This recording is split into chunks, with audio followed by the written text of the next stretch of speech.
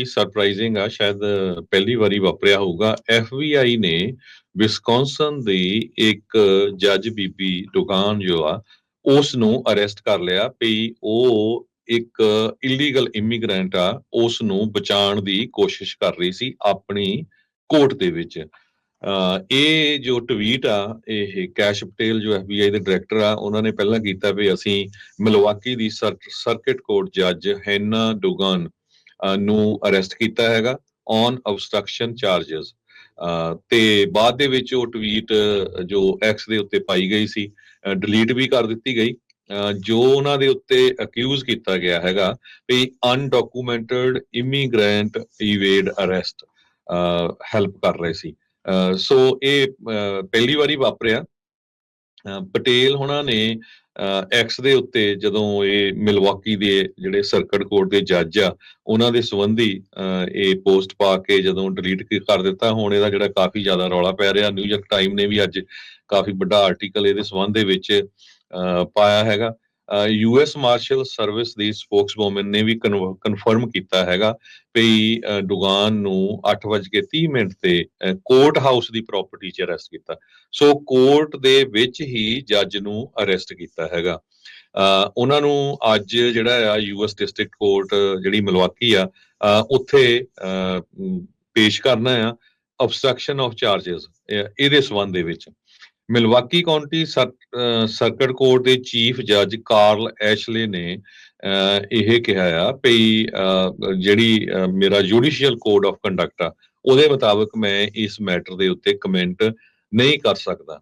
ਪਰ ਜੋ ਜੱਜ ਦੀ ਕੋਰਟ ਦਾ ਕੈਲੰਡਰ ਆ, ਉਹ ਹੋਰ ਕਿਸੇ ਜੱਜ ਨੂੰ ਦਿੱਤਾ ਜਾਊਗਾ, ਕਿਉਂਕਿ ਉਹ ਜਿਹੜੀ ਜੱਜ ਨੂੰ ਅਰੈਸਟ ਕੀਤਾ ਗਿਆ ਉਹਦੇ ਕੇਸ ਤਾਂ ਚੱਲਦੇ ਸੀ ਰੋਜ਼। ਸੋ ਇਹ ਇੱਕ ਟਰੰਪ ਐਡਮਿਨਿਸਟ੍ਰੇਸ਼ਨ ਵੱਲੋਂ ਬਹੁਤ ਹੀ ਜ਼ਿਆਦਾ ਜਿਹੜੀ ਅਗਰੈਸਿਵ ਐਫਰਟ ਕੀਤੀ ਗਈ ਹੈਗੀ ਆ ਅਨਡਾਕੂਮੈਂਟਡ ਇਮੀਗ੍ਰੈਂਟਸ ਨੂੰ USA ਦੇ ਵਿੱਚੋਂ ਰਿਮੂਵ ਕਰਨ ਦੇ ਲਈ। ਇਹਦੀ ਇੱਕ ਬਹੁਤ ਤਕੜੀ ਉਦਾਹਰਨ ਹੈਗੀ ਆ ਵੀ ਕਿਸ ਤਰ੍ਹਾਂ ਉਹ ਕਹਿੰਦੇ ਵੀ ਨਹੀਂ, ਅਸੀਂ ਹੁਣ ਜੱਜ ਨੂੰ ਵੀ ਅੰਦਰ ਕਰ ਦੇਣਾ, ਜਿਹੜਾ ਜੱਜ ਕੋਸ਼ਿਸ਼ ਕਰ ਰਿਹਾ ਵੀ ਅਨਡਾਕੂਮੈਂਟਡ ਇਮੀਗ੍ਰੈਂਟ ਨੂੰ ਫੜਿਆ ਨਾ ਜਾਵੇ। ਜੀ ਜਦੋਂ ਜੀ ਬਿਲਕੁਲ ਕੈਸ਼ ਪਟੇਲ ਉਹਨਾਂ ਨੇ ਜਦੋਂ ਟਵੀਟ ਕੀਤਾ ਸੀ, ਉਹਨਾਂ ਨੇ ਇਹ ਲਿਖਿਆ ਸੀ ਵੀ ਜੋ ਜੱਜ ਡੁਗਨ ਆ, ਉਹਨਾਂ ਨੇ ਇੰਟੈਂਸ਼ਨਲੀ ਮਿਸਡਾਇਰੈਕਟ ਕੀਤਾ ਫੈਡਰਲ ਏਜੰਟਸ ਨੂੰ ਹੋਰ ਪਾਸੇ ਨੂੰ, ਤਾਂ ਕਿ ਅਰੈਸਟ ਨਾ ਕੀਤਾ ਜਾਵੇ। ਪਰ ਜੋ ਆਈਸ ਦੇ ਏਜੰਟ ਸੀ, ਉਹਨਾਂ ਨੇ ਫਿਰ ਵੀ ਕਹਿੰਦੇ ਪੈਦਲ ਤੁਰ ਕੇ ਜਿਹੜਾ ਆ ਉਸ ਬੰਦੇ ਨੂੰ ਅਰੈਸਟ ਕਰ ਲਿਆ, ਤੇ ਉਹ ਤੋਂ ਬਾਅਦ ਜਿਹੜਾ ਜੱਜ ਆ ਉਸ ਨੂੰ ਵੀ ਅਰੈਸਟ ਕਰ ਲਿਆ ਗਿਆ। ਈਸਟਰਨ ਡਿਸਟ੍ਰਿਕਟ ਆਫ ਵਿਸਕੌਨਸਨ ਦੀ ਅਦਾਲਤ ਦੇ ਵਿੱਚ ਕਹਿੰਦੇ ਵੀ ਇਹ ਜਿਹੜੇ ਫੈਡਰਲ ਜੱਜ ਹੈਨਾ ਡੁਗਨ ਮਿਲਵਾਕੀ ਕਾਉਂਟੀ ਸਰਕਟ ਦੇ ਜੱਜ ਨੇ, ਵੀ ਉਹਨਾਂ ਨੂੰ ਉੱਥੇ ਜਿਹੜਾ ਅਪੀਅਰ ਅੱਜ ਹੀ ਜਿਹੜਾ ਉਹ ਕਰਵਾਇਆ ਜਾਊਗਾ। ਇਹ ਹੁਣ ਬੜੀ ਅਚੰਭੇ ਵਾਲੀ ਗੱਲ ਹੋਈ ਆ।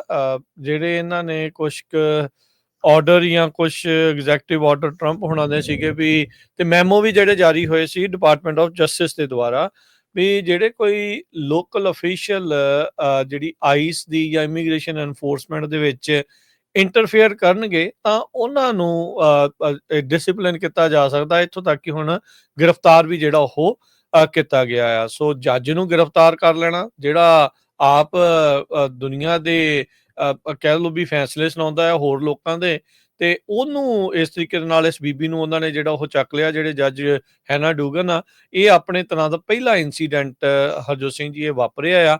ਇਸ ਨੂੰ ਲੈ ਕੇ ਜੱਜਾਂ ਦੇ ਵਿੱਚ ਜਾਂ ਬਾਕੀ ਲੋਕਲ ਅਧਿਕਾਰੀਆਂ ਦੇ ਵਿੱਚ ਇਸ ਟਾਈਮ ਸਿਰਫ ਤੇ ਸਿਰਫ ਇਹੀ ਚਰਚਾ ਜਿਹੜੀ ਉਹ ਚੱਲ ਰਹੀ ਹੋਊਗੀ ਵੀ ਇਹ ਗੱਲ ਕਿੱਧਰ ਵੱਲ ਨੂੰ ਜਿਹੜੀ ਉਹ ਵੱਧ ਰਹੀ ਆ। US ਮਾਰਸ਼ਲਸ ਦੇ ਜਿਹੜੇ ਸਪੋਕਸ ਪਰਸਨ ਆ ਬ੍ਰੈਡੀ ਮੈਕਕੈਰਨ, ਉਹਨਾਂ ਨੇ ਕਨਫਰਮ ਕੀਤਾ ਵੀ ਹਾਂ ਜਿਹੜੇ ਲੋਕਲ ਕੋਰਟ ਹਾਊਸ ਦੀਆਂ ਗਰਾਊਂਡਸ ਤੋਂ ਜਿੱਥੇ ਉਹ ਕੰਮ ਕਰਦੇ ਸੀਗੇ ਜੱਜ ਡੁਗਨ, ਉਹਨਾਂ ਨੂੰ ਜਿਹੜਾ ਉੱਥੋਂ ਹਿਰਾਸਤ ਦੇ ਵਿੱਚ ਲੈ ਲਿਆ ਗਿਆ। ਇਹ ਨਹੀਂ ਪਤਾ ਵੀ ਉਹਨਾਂ ਨੂੰ ਕੜੀਆਂ ਲਾਈਆਂ ਗਈਆਂ ਜਾਂ ਨਹੀਂ ਲਾਈਆਂ ਗਈਆਂ।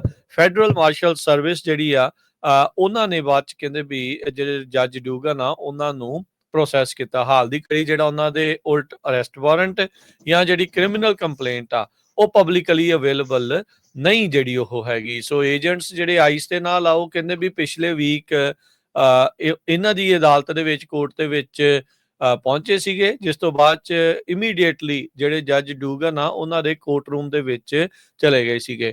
ਉੱਦਾਂ ਦੱਸਦੇ ਜਾਈਏ ਤਾਂ ਬਹੁਤ ਵਧੀਆ ਸੁਣਿਆ ਵੀ ਆ, ਦੇਖਿਆ ਵੀ ਆ ਵੀ ਜੱਜ ਦੇ ਜਿਹੜੇ ਚੈਂਬਰਸ ਆ ਆਫ ਲਿਮਿਟ ਜਿਹੜੇ ਉਹ ਹੁੰਦੇ ਆ ਇਹ ਸਾਰੀਆਂ ਚੀਜ਼ਾਂ 'ਚ ਜੱਜ ਕਿਸੇ ਨੂੰ ਬਚਾਉਣਾ ਚਾਹਵੇ, ਕਿਸੇ ਨੂੰ ਜਿਹੜਾ ਉਹ ਕਵੇ ਵੀ ਇਸ ਤਰੀਕੇ ਦੇ ਨਾਲ ਇੱਕ ਵਾਰੀ ਨਹੀਂ ਕਈ ਵਾਰੀ ਇਦਾਂ ਦੇ ਜਿਹੜੇ ਇੰਸੀਡੈਂਟ ਆ ਪਹਿਲਾਂ ਵੀ ਵਾਪਰ ਚੁੱਕੇ ਆ, ਪਰ ਇਹ ਜੱਜ ਦੇ ਗ੍ਰਿਫਤਾਰੀ ਦਾ ਜਿਹੜਾ ਇੰਸੀਡੈਂਟ ਆ ਪਹਿਲੀ ਵਾਰ ਜਿਹੜਾ ਉਹ ਹੋਇਆ ਆ।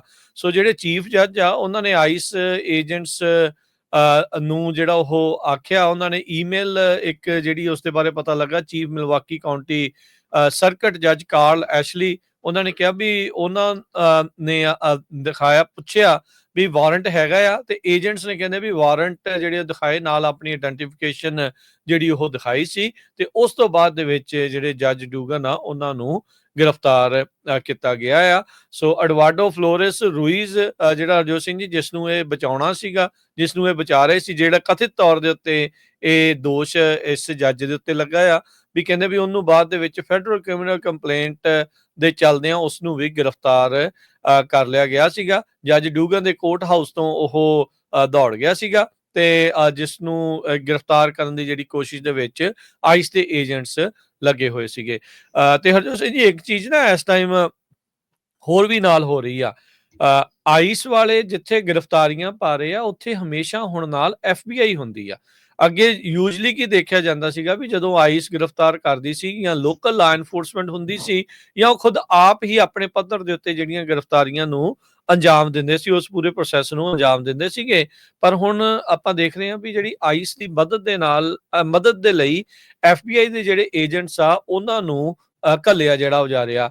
ਕੈਸ਼ ਪਟੇਲ ਹੋਣਾ ਨੇ ਜਦ ਸਹੁੰ ਚੁੱਕੀ ਸੀ FBI ਦੇ ਡਾਇਰੈਕਟਰ ਦੇ ਤੌਰ ਦੇ ਉੱਤੇ, ਉਹਨਾਂ ਨੇ ਇਹ ਕਲੀਅਰ ਕੀਤਾ ਸੀਗਾ ਵੀ ਡੈਸਕ ਦੇ ਪਿੱਛੇ ਬਹਿ ਕੇ ਜੌਬ ਜਿਹੜੀ FBI ਦੇ ਏਜੰਟਸ ਦੀ ਹੁਣ ਖਤਮ ਆ, ਤੁਹਾਨੂੰ ਫੀਲਡ ਦੇ ਵਿੱਚ ਲੈ ਕੇ ਜਾਇਆ ਜਾਊਗਾ। ਸੋ ਲੱਗ ਰਿਹਾ ਆ ਵੀ ਉਹ ਸਾਰੇ ਜਿਹੜੇ ਲੋਕ FBI ਦੇ ਏਜੰਟਸ ਜਿਹੜੇ ਪਹਿਲਾਂ ਡੈਸਕ ਦੇ ਪਿੱਛੇ ਹੁੰਦੇ ਸੀ ਉਹਨਾਂ ਨੂੰ ਹੁਣ ਇਸ ਤਰੀਕੇ ਦੇ ਨਾਲ ਆਈਸ ਦੀ ਮਦਦ ਦੇ ਲਈ ਵੀ ਨਾਲ ਦੇ ਨਾਲ ਘੱਲਿਆ ਜਿਹੜਾ ਜਾ ਰਿਹਾ ਆ। ਪਰ ਅਮਰੀਕਾ ਦੇ ਵਿੱਚ ਅੱਜ ਇਸ ਨਵੀਂ ਸਵੇਰ ਦੇ ਵਿੱਚ ਇੱਕ ਨਵੀਂ ਘਟਨਾ ਜਿਹੜੀ ਇਹ ਵਾਪਰੀ ਆ ਵੀ ਵਿਸਕੌਨਸਨ ਮਿਲਵਾਕੀ ਕਾਉਂਟੀ ਦੀ ਜਿਹੜੀ ਸਰਕਟ ਜੱਜ ਹੈ ਨਾ ਡੂਗਨ ਆ, ਉਸ ਨੂੰ ਆਈਸ ਇਮੀਗ੍ਰੇਸ਼ਨ ਅਰੈਸਟ ਦੀ ਅਬਸਟਰਕਸ਼ਨ ਦੇ ਚਾਰਜ ਦੇ ਵਿੱਚ ਗ੍ਰਿਫਤਾਰ ਕਰ ਲਿਆ ਗਿਆ ਆ।